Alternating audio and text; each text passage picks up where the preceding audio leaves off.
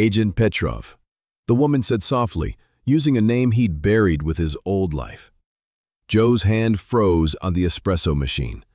In 8 years of running this coffee shop, nobody had ever looked past the apron and the small-town smile. But she knew, and if she was here, it meant his quiet life was over. Welcome to the Hidden Valor Stories. Before we dive into this gripping tale of buried secrets and dangerous pasts, tell me in the comments, what city are you watching from today? And if you believe stories like this need to be told, hit that subscribe button. Every story matters. The brass bell above the door chimed at exactly 6:47 a.m., same as it had every morning for the past 8 years. Joe looked up from the espresso machine where he was pulling the first shots of the day, steam rising around his weathered hands like morning mist. "Morning, Mrs. Patterson," he said with the same warm smile he perfected over nearly a decade of small-town life. The usual. Eleanor Patterson, 73 years old and a customer since his second week of business, shuffled to her regular table by the window. "You know me too well, Joe. Large coffee. 2 sugars, splash of cream." Joe moved with the practiced efficiency of someone who'd made this exact drink 2,847 times. Not that he was counting, though part of his mind automatically cataloged such details. Old habits from a life he'd left behind. The Riverside Coffee Company occupied a corner storefront on Main Street in Millbrook, Connecticut. Population 4,200, median income $67,000. Crime rate 0.3% below the national average. Joe knew these statistics, not because he'd researched them before moving here, but because keeping track of numbers and patterns was wired into his DNA.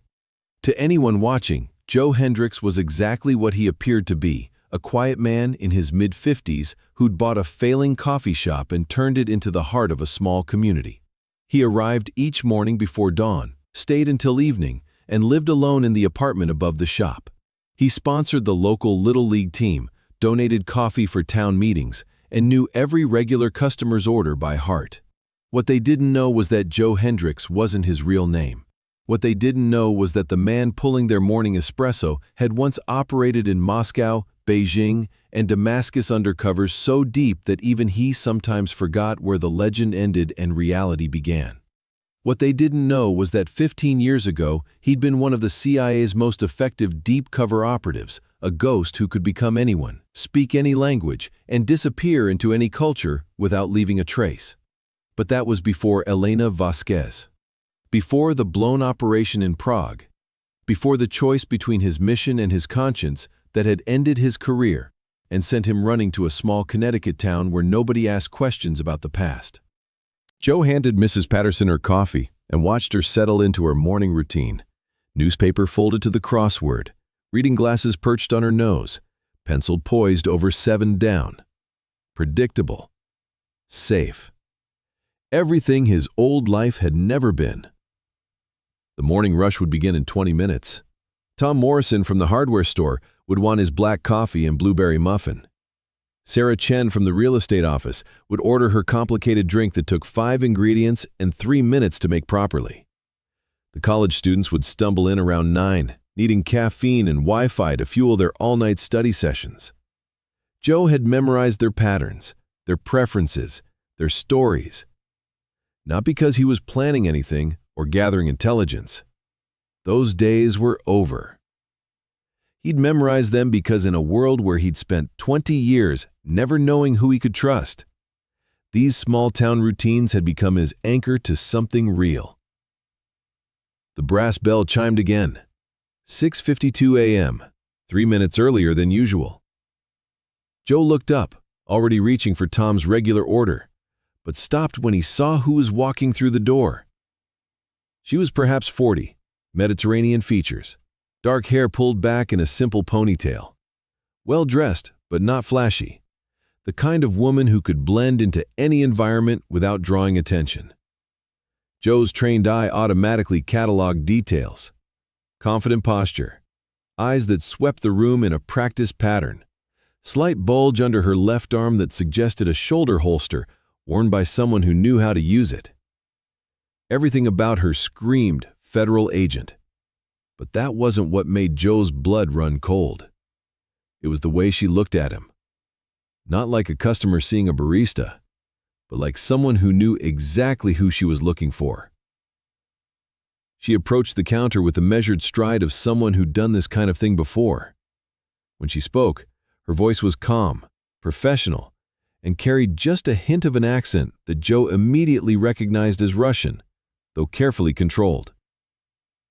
"Agent Petrov," she said softly, using a name he'd buried with his old life. Joe's hand froze on the espresso machine. For 8 years, Joe had prepared for this moment. He'd run scenarios in his mind, practiced responses, mapped escape routes from every room in his coffee shop. But now that it was happening, all his preparation felt inadequate. The woman waited, her dark eyes studying his face with the patience of someone who had all the time in the world. Around them, the coffee shop continued its morning routine. Mrs. Patterson worked on her crossword, oblivious to the fact that her quiet barista's carefully constructed world had just collapsed. Joe set down the portafilter he'd been holding and looked at the woman directly. "I'm sorry, I think you have me confused with someone else. My name is Joe Hendricks." She smiled, but it didn't reach her eyes. "Of course it is, and I'm sure you have the documentation to prove it. Very thorough work, by the way.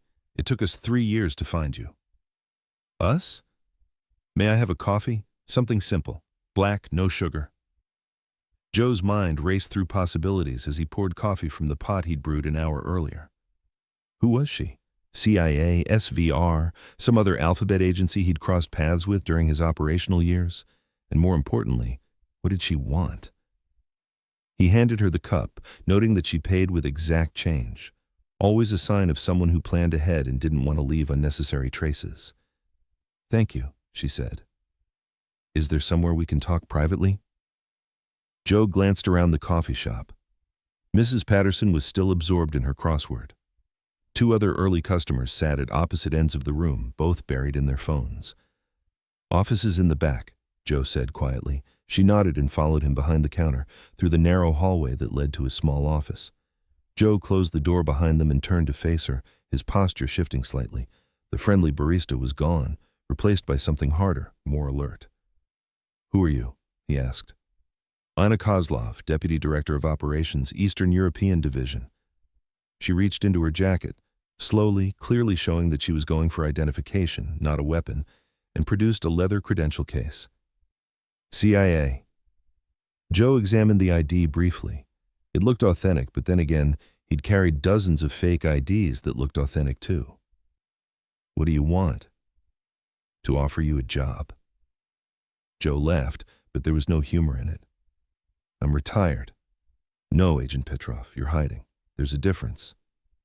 "My name is Joe Hendricks. I run a coffee shop. I sponsor Little League teams and donate to the food bank. I haven't been Agent Petrov in 15 years. Anna sat down in the chair across from his desk, moving with the casual confidence of someone who'd had this conversation before. Viktor Petrov, born in Chicago to Russian immigrants, recruited by the agency at 23 after completing a master's degree in international relations at Georgetown, specialized in deep cover operations in Eastern Europe and Russia, fluent in 7 languages, 47 confirmed operations over 20 years, with a success rate that made you a legend in certain circles. Joe remained standing, his arms crossed. "You're well informed. Your last operation was Prague, 2009. You were tasked with eliminating Elena Vasquez, a weapons dealer who was selling American military hardware to Chechen separatists. But when you got close to her, you discovered she was being forced into it. Her daughter was being held by the very people you were supposed to help her betray." Joe's jaw tightened. "Ancient history. You chose to save the daughter instead of completing your mission. Elena escaped, the operation was blown, and you disappeared. The agency spent 2 years looking for you before officially declaring you dead and closing your file." "Sounds like you found the right ending to that story." Anna leaned forward slightly. "The story isn't over, Victor. Elena Vasquez is dead. Killed 3 days ago in a safe house in Berlin. Before she died, she gave us something." From her jacket, Anna produced a small flash drive. Elena kept records, names, dates, financial transactions, everything she'd been forced to do for the past 15 years. It's enough to bring down the entire network that killed her daughter and made her life a nightmare. Joe stared at the drive. What does this have to do with me? The network she documented? They know she talked before she died. They know someone has this information. And they know the one person Elena might have trusted with it is the American agent who saved her daughter's life 15 years ago. They think I have it. They know you have it now, because I'm giving it to you. Joe felt the familiar chill that came with realizing he was already 3 moves behind in a game he hadn't known he was playing. Why? Because you're the only person alive who understands this network well enough to use Elena's information effectively. And because they're going to come for you whether you help us or not. At least this way, you're not defenseless. Through the thin wall, Joe could hear the brass bell chiming as more customers entered the coffee shop. Tom Morrison's voice asking for his usual order. Sarah Chen laughing at something on her phone. The sounds of a normal morning in a normal place, a life he'd built one careful day at a time. "I can't," Joe said finally. "I have a life here, people who depend on me." Anna stood up and placed the flash drive on his desk. "Victor, these people killed Elena's daughter when she was 16 years old. They've been forcing Elena to funnel weapons to terrorists for 15 years. And now they're coming to your quiet little coffee shop to tie up loose ends." She moved toward the door, then paused. "You can pretend to be Joe Hendricks for as long as you want. But Victor Petrov is who you are when people need saving. And right now, a lot of people need saving." After she left, Joe sat alone in his office, staring at the flash drive. Outside, he could hear his coffee shop coming to life, the comfortable rhythm of a community he'd become part of. But Anna was right about one thing. The game had found him whether he wanted to play or not. Joe returned to the front of the coffee shop, slipping the flash drive into his apron pocket. To his customers, he was the same friendly barista he'd always been, taking orders, making small talk, remembering exactly how everyone liked their coffee.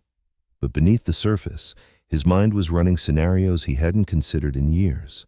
If Anna was telling the truth, he had perhaps 48 hours before Elena's former handlers realized where the intelligence had gone. They would come quietly, professionally, with cover stories that wouldn't raise suspicions in a small town. By the time anyone realized what was happening, it would be too late. "Joe, you okay?" Sarah Chen was standing at the counter, her usual complicated order forgotten. "You look like you've seen a ghost." "Just tired," Joe said, forcing a smile. "Long night, the usual?" "Actually, make it a simple coffee today. Black, no sugar." Joe paused. Sarah had ordered the same elaborate drink every morning for 3 years. She'd never ordered black coffee. "You sure?" "Yeah, I'm trying to simplify things." She paid and moved to her usual table, but something in her posture had changed. She sat facing the door instead of the window, and her purse was positioned for quick access rather than casually set aside. Joe made her coffee, his training kicking in automatically. How long had Sarah been coming here? When had she started? What did he really know about her background? The morning progressed with agonizing normalcy. Mrs. Patterson finished her crossword and left with her usual cheerful goodbye. Tom Morrison complained about the weather and praised Joe's blueberry muffins. College students claimed their regular tables and buried themselves in textbooks and laptops. But Joe noticed things he'd missed before. The way the man in the corner booth kept checking his phone but never seemed to read anything. How the woman by the window had ordered tea but hadn't touched it in 30 minutes. The fact that 3 customers had chosen tables with clear views of both the front door and the back exit. Paranoia, Joe told himself. 15 years out of the game, and one conversation with a CIA officer had him seeing threats everywhere. At noon, he flipped the sign to "Closed for lunch" and locked the front door.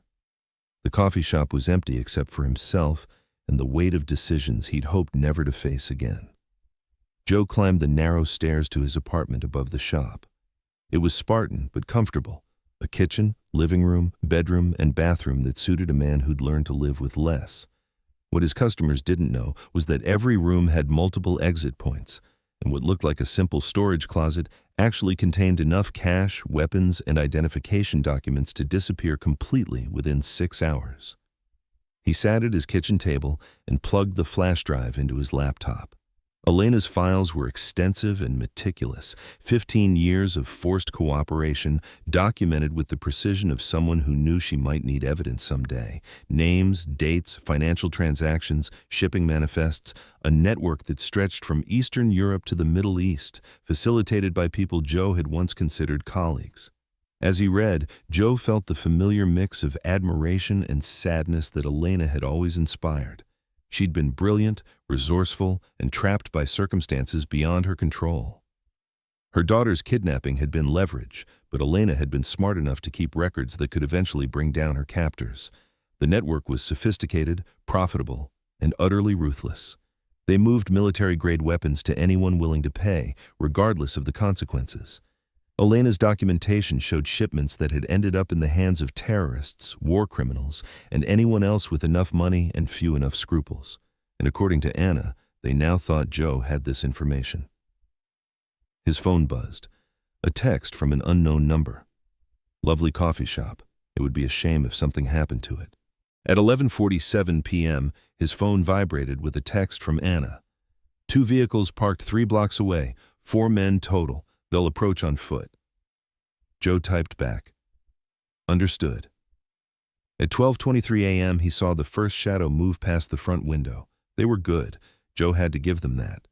Their approach was textbook professional. 1 team at the front, 1 at the rear, coordinated timing, minimal exposure. If he hadn't been specifically watching for them, he might have missed the subtle signs of their presence. The lock on the back door began to turn. Not picked or forced, they had keys, which meant they'd been planning this longer than Anna had realized. Someone had provided them with detailed intelligence about the coffee shop's layout and security. Joe moved silently through the kitchen, positioning himself behind the commercial coffee roaster where he would have cover and multiple escape routes. His breathing slowed, his heart rate dropped, and his mind shifted into the hyper-alert state that had kept him alive through 20 years of operations. The back door opened with barely a whisper of sound. 2 figures entered, moving with the fluid coordination of a team that had worked together for years. They communicated with hand signals, swept their assigned sectors, and advanced toward the front of the shop with professional precision. Through the window, Joe could see 2 more shadows approaching the front entrance. In 30 seconds, all 4 would be inside, and his options would become extremely limited. Joe made his choice. The first man never saw him coming. Joe moved like smoke, emerging from behind the coffee roaster with the silent precision that had made him legendary in certain circles. His approach was from the blind spot. His strike was to a nerve cluster that would cause instant unconsciousness without permanent damage. The man dropped silently to the floor.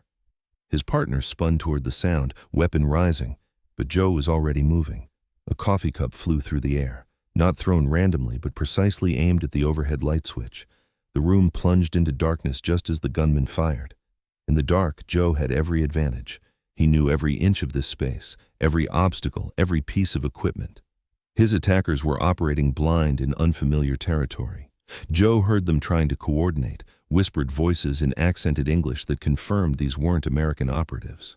Through the front window, he could see muzzle flashes as the other team tried to provide cover for their partners inside. A shadow moved near the counter. Joe intercepted it with a move that would have looked like a dance to anyone watching, if anyone could have seen it in the darkness. The second man joined his partner on the floor. The front door exploded inward as the remaining 2 operatives abandoned stealth for speed. They had tactical flashlights now, beams sweeping the coffee shop interior as they advanced. Joe was no longer there. He'd moved during the noise of their entry, flowing like water around obstacles, using every piece of cover the coffee shop provided. He was behind them before they realized the back of the shop was empty. "Looking for someone?" he said quietly. They spun toward his voice, but Joe had already moved again. The beautiful thing about a coffee shop at night was the abundance of reflective surfaces, windows, mirrors, polished equipment. A trained operative could use those reflections to track movement while remaining invisible himself. One of the gunmen fired at a shadow that wasn't there. Joe's response was immediate and decisive. A thrown knife that wasn't really a knife but a metal stirring rod from the espresso station, precisely aimed to disarm rather than kill. The final operative was better than his partners. Instead of panicking, he positioned himself near the exit and called out in heavily accented English. "Victor Petrov, we know you are here. We have offer for you." Joe remained silent, invisible in the shadows. Elena Vasquez told us many things before she died. She told us about Prague, about her daughter, about the man who tried to save them both. "We are not here to kill you, Agent Petrov.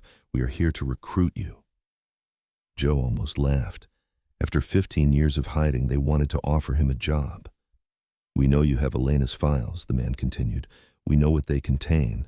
But files are just information. We need someone who understands the network, who knows how to use that information effectively." "Not interested," Joe said from a position the gunman would never expect. "Your coffee shop is very nice. Your customers seem to care about you. It would be unfortunate if something happened to this peaceful place." That was the wrong thing to say. Joe had spent 8 years building relationships with these people.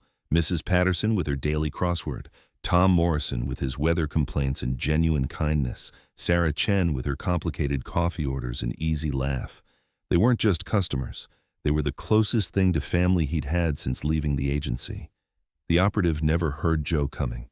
One moment he was making threats, the next he was unconscious on the floor next to his partners.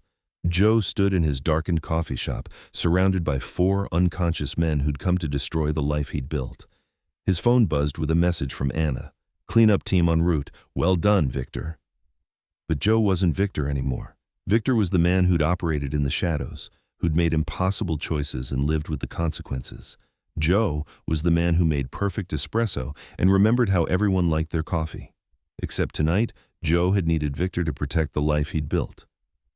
As he waited for Anna's team to arrive, Joe looked around his coffee shop. The damage was minimal. A broken light, some scattered furniture, nothing that couldn't be repaired before opening tomorrow. His customers would never know that their quiet barista had fought a war in their honor while they slept safely in their beds.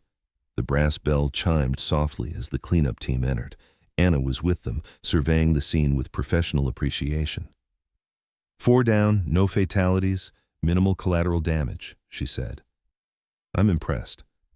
"This was a one-time thing," Joe said firmly. "Tomorrow morning, I go back to making coffee." Anna nodded, but there was something in her expression that suggested this conversation wasn't over. Of course, Joe Hendricks has a business to run. As the team worked to remove all traces of the night's events, Joe climbed the stairs to his apartment. He had 3 hours until he needed to open the coffee shop. 3 hours to transform back from Victor Petrov into the man his customers knew and trusted. But as he looked at Elena's files one more time, Joe realized that some transformations were harder than others. For 15 years, he'd carried the weight of an incomplete mission. Tonight, he'd taken the first step toward finishing what he'd started. Elena's network was still out there. Her files contained enough evidence to bring them down, but evidence without action was just information. And Joe was the only person alive who understood the network well enough to use that information effectively. Victor Petrov might have one more mission in him after all. At 5:30 a.m., Joe unlocked the brass door of the Riverside Coffee Company and began his morning routine. The damage from the night's activities had been expertly repaired. Anna's team was thorough. To anyone walking in, it would look exactly like it had every morning for the past 8 years. Joe brewed the first pot of coffee, the familiar ritual, helping to center him after a night that had shattered his carefully constructed peace. Steam rose from the espresso machine, and the rich aroma of dark roast filled the air, masking any lingering sense of violence. At 6:47 a.m., the brass bell chimed right on schedule. "Morning, Mrs. Patterson," Joe said, his smile as genuine as always. "The usual?" Eleanor Patterson shuffled to her regular table by the window, settling in with her newspaper and crossword puzzle. Everything was exactly as it should be, exactly as it had been every morning for 8 years. Except Joe couldn't stop thinking about Elena's files. The morning rush proceeded normally. Tom Morrison arrived for his black coffee and blueberry muffin, complaining about the weather and praising Joe's consistency. Sarah Chen ordered her complicated drink, back to her normal routine after yesterday's uncharacteristic simplicity. But as Joe worked serving customers and making small talk, part of his mind was processing the intelligence Elena had gathered. Names, dates, shipment routes, a network that continued to operate, continued to profit from violence and chaos. At 10:30 a.m., during the lull between the morning rush and the lunch crowd, the brass bell chimed again. Anna walked in, looking like any other customer in her casual clothes and worn jacket. "Coffee to go," she said. "Something strong." Joe poured her a cup of his darkest roast, the same blend he'd been perfecting for years. "How do you take it?" "Black, no sugar." She placed a $20 bill on the counter for a $4 coffee. "Keep the change." As Joe made change, Anna leaned closer. "They'll send another team, probably within the week." "I figured. Unless we end this, permanently." Joe handed her the coffee and exact change, pointedly ignoring the implication. "I'm not interested. Victor, Elena's network has arms dealers in 12 countries. In the past 5 years alone, weapons they've trafficked have been used in conflicts that killed over 50,000 people, including children. I run a coffee shop. You run a coffee shop because 20 years of being Victor Petrov earned you the right to choose a different life. But that choice came with a price. The knowledge that you're the only person who can finish what Elena started." Anna took a sip of her coffee, nodding appreciatively at the quality. Elena kept these records for 15 years because she believed someday someone would be in a position to use them, someone with the skills and knowledge to bring down the people who destroyed her family. "And you think that someone is me?" "I know it is." Joe looked around his coffee shop, at Mrs. Patterson working on her crossword, at the college students studying for midterms, at the comfortable routine he'd built one careful day at a time. "What exactly are you asking me to do?" Anna pulled out a tablet and showed him a map of Eastern Europe. "Elena's files identify a meeting scheduled for next week in Prague. All the major players will be there, the same people who've been running this network for 2 decades. It's a chance to end this permanently." "Prague," Joe said quietly. "Where it all started. Where you made the choice to save Elena's daughter instead of completing your mission. This time, you can finish both jobs." Joe stared at the map, memories of Prague flooding back. The narrow streets, the ancient architecture, the weight of impossible decisions. Elena's terrified face when she realized her daughter's life hung in the balance. "I can't just disappear," Joe said finally. "I have responsibilities here, people who count on me. The coffee shop will be here when you get back. Your customers will understand if you need to take a few days for a family emergency."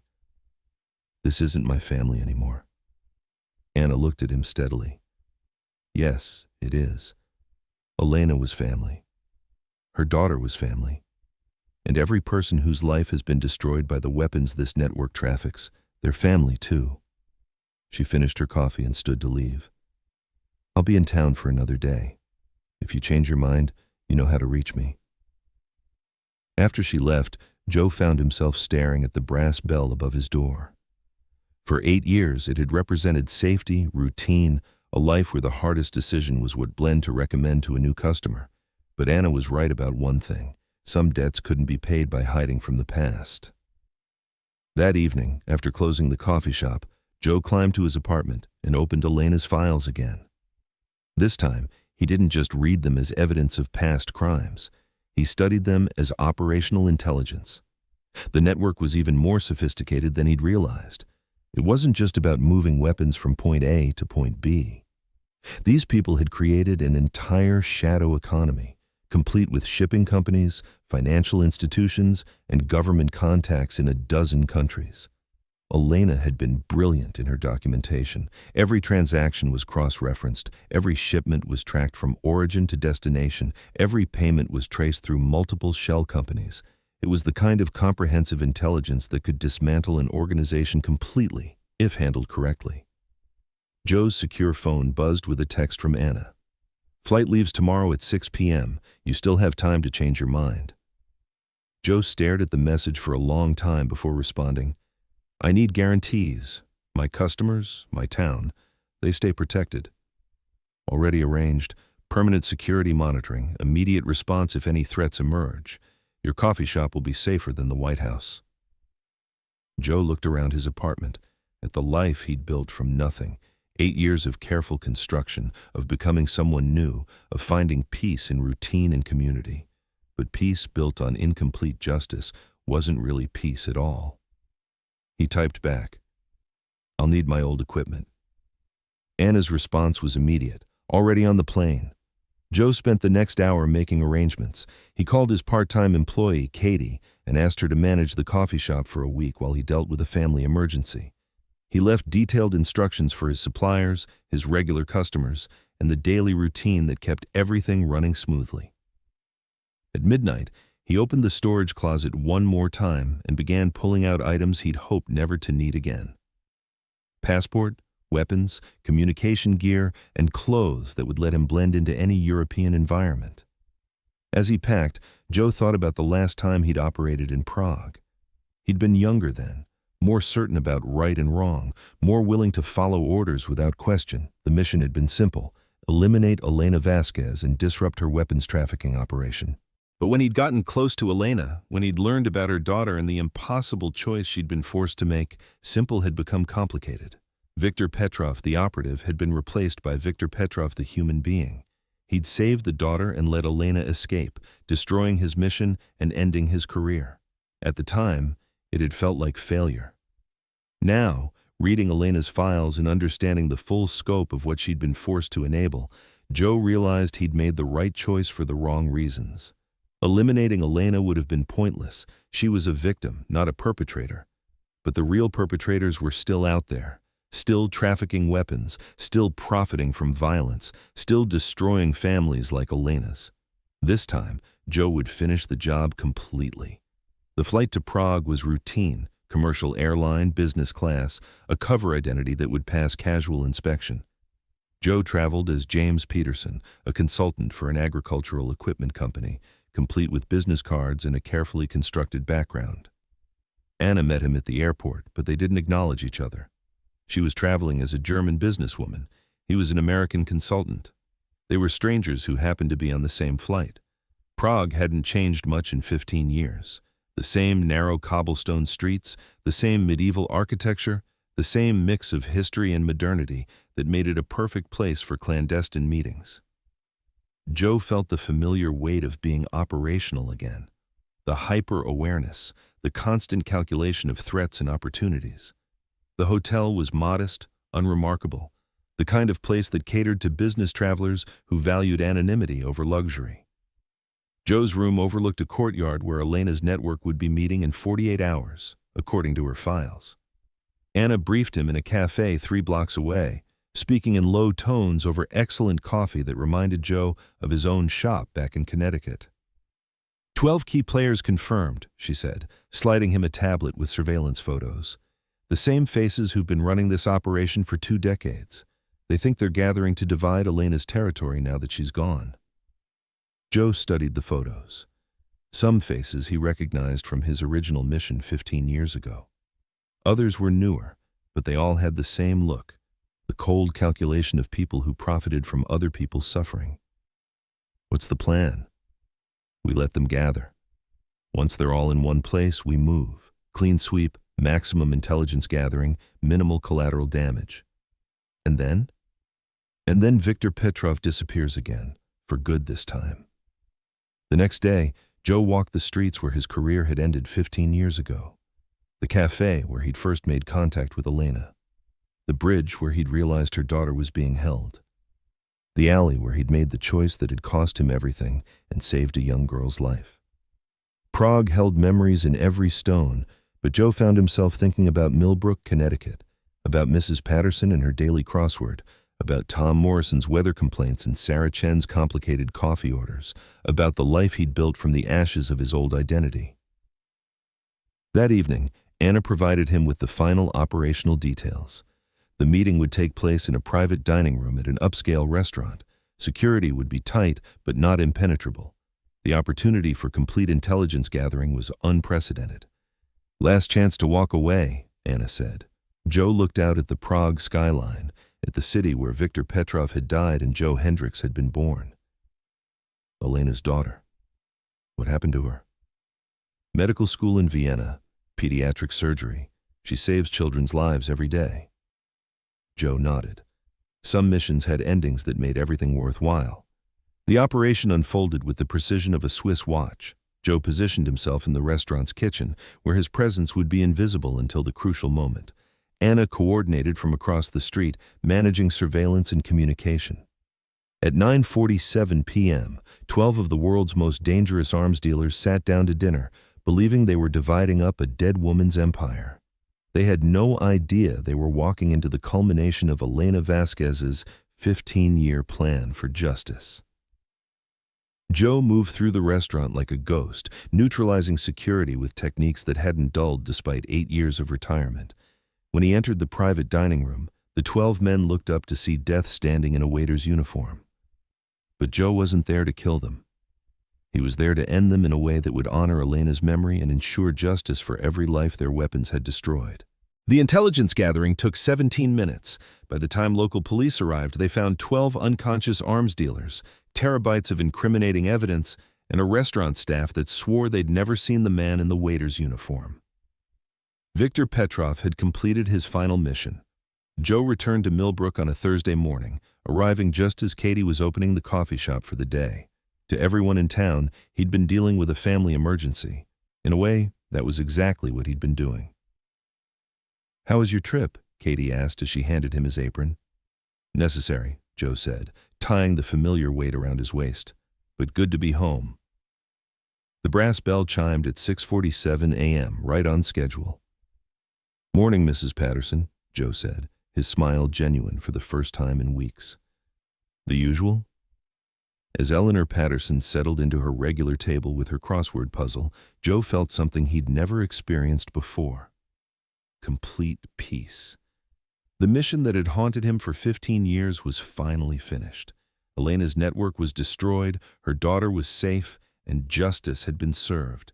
Viktor Petrov could rest at last. But as Joe pulled his first espresso shot of the day, he realized that Viktor and Joe weren't separate people anymore. They were two halves of the same man, one who'd learned that sometimes the greatest service comes not from the shadows, but from the simple act of making someone's morning a little brighter. The coffee shop filled with its usual rhythm of community and conversation. Tom Morrison complained about the weather. Sarah Chen ordered her complicated drink. College students claimed their tables and buried themselves in textbooks. And behind the counter, a man who'd once operated in the darkest corners of the world found his purpose in something beautifully ordinary, serving people who mattered to him in a place that had become home. Some stories end with explosions and headlines. Others end with the quiet satisfaction of knowing you've protected the things that matter most. Joe's story ended with the brass bell chiming softly in the morning breeze and the knowledge that some secrets are worth keeping, especially when they protect the people you love. 6 months later, Joe received a package with no return address. Inside was a photograph, a young woman in surgical scrubs, smiling as she held a newborn baby she'd just helped save. On the back, in handwriting he didn't recognize, were 2 words: "Thank you." Elena's daughter had never known the name of the American agent who'd saved her life 15 years ago. But she knew that someone had cared enough to choose her over a mission, her life over his career. Joe placed the photograph on his apartment refrigerator, next to pictures of his coffee shop's Little League team and the thank you cards from customers who'd become friends. Some guardians stand watch in uniform. Others serve in shadows. And some protect the world 1 cup of coffee at a time, carrying the weight of who they used to be while embracing the peace of who they've chosen to become. The brass bell continued to chime with each new day, welcoming customers to a place where the most important stories were often the ones that would never be told. Joe wouldn't have it any other way.